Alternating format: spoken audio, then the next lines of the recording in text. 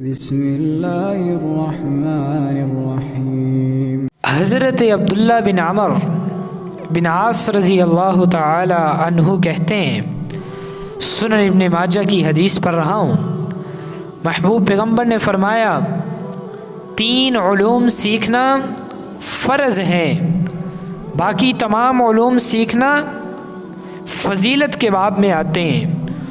وہ 3 علوم کون سے ہیں؟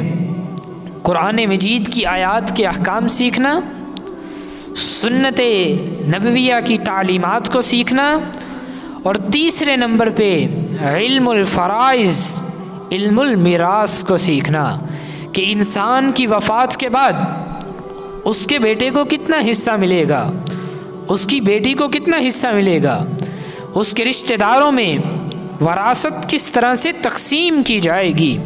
اور سنن ابن ماجہ کی ہی حدیث مبارکہ ہے، حضرت ابو ہریرہ رضی اللہ تعالی عنہ روایت کرتے ہیں، محبوب پیغمبر نے فرمایا علم المیراث وہ علم ہے جو لوگوں کو جلد ہی بلا دیا جائے گا، یہ وہ پہلا علم ہے جو میری امت سے اٹھا لیا جائے گا، اس لیے علم المیراث سیکھو، سکھاؤ، کیونکہ یہ آدھا علم ہے۔ اگر آپ کے پاس یہ علم ہوگا تو کسی کی وفات کے بعد پھر آپ اللہ رب العالمین کے مقرر کردہ حصوں کے مطابق رشتہ داروں کو ان کے حقوق دیں گے، ان میں ان کے حصوں کو تقسیم کریں گے، اور اس معاملے میں کبھی بھی تاخیر نہیں کرنی چاہیے۔ لوگ وراثت تقسیم کرنے کے معاملے میں بہت ہی زیادہ سستی سے کام لیتے ہیں۔ نانا، جس طرح نماز کو مقررہ وقت پر پڑھنا ہے، حج مقررہ وقت پر کرنا ہے، روزہ مقررہ وقت پر رکھنا ہے اور افطار کرنا ہے، اسی طرح جیسے ہی آپ مرنے والے کیا قرض ادا کر دیتے ہیں، تجہیز و تکفین کا خرچہ نکال لیتے ہیں، اس کے فوراً بعد وصیت پر عمل کریں، اور وصیت پر عمل کرنے کے بعد اس کی وراثت کو تقسیم کر دیں تاکہ فساد سے بچا جا سکے۔ جب لوگ اس میں سستی کرتے ہیں پھر فساد پیدا ہوتا ہے، اور فساد پیدا ہونے کی وجہ سے بڑے بڑے خاندان اجڑتے ہوئے نظر آتے ہیں۔ کس کو کتنا حصہ ملنا ہے، یہ سورۃ النساء کی 7 سے 14 نمبر آیات کے درمیان اور آیت نمبر 176 میں رب تعالی نے بیان کر دیا ہے۔ اسی کے مطابق حصے تقسیم کیے جائیں گے۔ جس شخص نے اللہ رب العالمین کی حدود کو پامال کرنے کی کوشش کی، کیونکہ فرمایا تلک حدود اللہ، یہ اللہ رب العالمین کی حدود ہیں، فرمایا وہ اللہ اور اس کے رسول کی نافرمانی کرتا ہے، کل قیامت والے دن جہنم کا ایندھن بنا دیا جائے گا، وہ اس میں ہمیشہ رہے گا۔ اور ابن ماجہ کی جو ایک حدیث مبارکہ میں ہے، ایک بندہ 70 سال عبادتیں کرتا رہا، نمازیں پڑھتا رہا، روزے رکھتا رہا، صدقہ و خیرات دیتا رہا، آخری وقت وصیت لکھتے ہوئے غلط فیصلہ کر کے چلا گیا، رب تعالیٰ نے اس کے 70 سال کے سارے نیک اعمال ضائع کر دیے، اس بندے کو جہنم کا ایندھن بنا دیا۔ اس لیے اس معاملے میں ہمیں سوچنا چاہیے اور ان احکامات کو سیکھنا چاہیے تاکہ ہم شریعت کے مطابق فیصلہ کر سکیں۔ یاد رکھیے گا، آپ کی وراثت سے صرف محروم وہ شخص ہوگا جس نے دین اسلام کو چھوڑ دیا۔ آپ کا بیٹا ہے، کافر ہو گیا ہے، عیسائی ہو گیا ہے، آپ کی وراثت میں سے اس کا کوئی حصہ نہیں ہے۔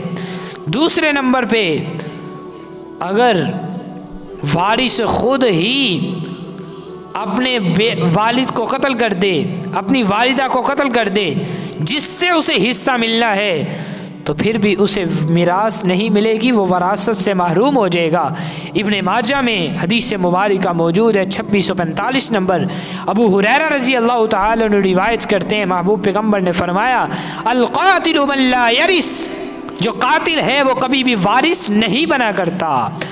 ہاں، ہمارے معاشرے میں والدین کیا کرتے ہیں، جو بیٹا فرما بردار ہے اسے ساری کی ساری وراثت پکڑا کے چلے جاتے ہیں، باقی سب کو محروم کر دیتے ہیں۔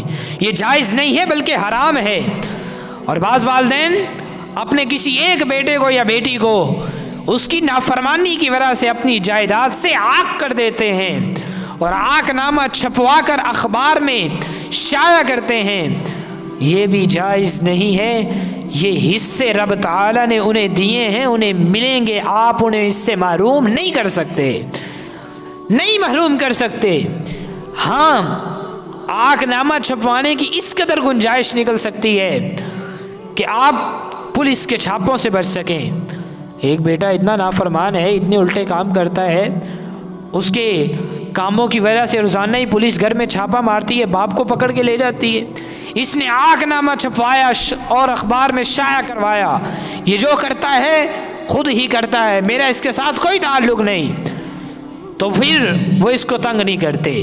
تو اس قدر تو اس کی گنجائش ہے، لیکن سرے سے اپنے بیٹے کو یا اپنی بیٹی کو نافرمانی کی وجہ سے جائیداد سے محروم ہی کر دینا اور وصیت کر دینا کہ اسے کچھ بھی نہ دینا، باقی سب کچھ اپنے اندر تقسیم کر لینا، یہ جائز نہیں ہے، اس کی شریعت اجازت نہیں دیتی۔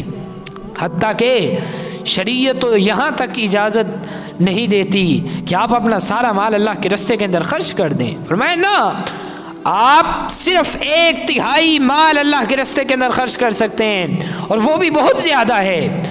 اپنی اولاد کے لیے چھوڑیں، آپ کیا چاہتے ہیں آپ سارا اللہ کے راستے کے اندر دے دیں، بعد میں وہ بیچاری لوگوں کے سامنے ہاتھ پھیلاتی رہے۔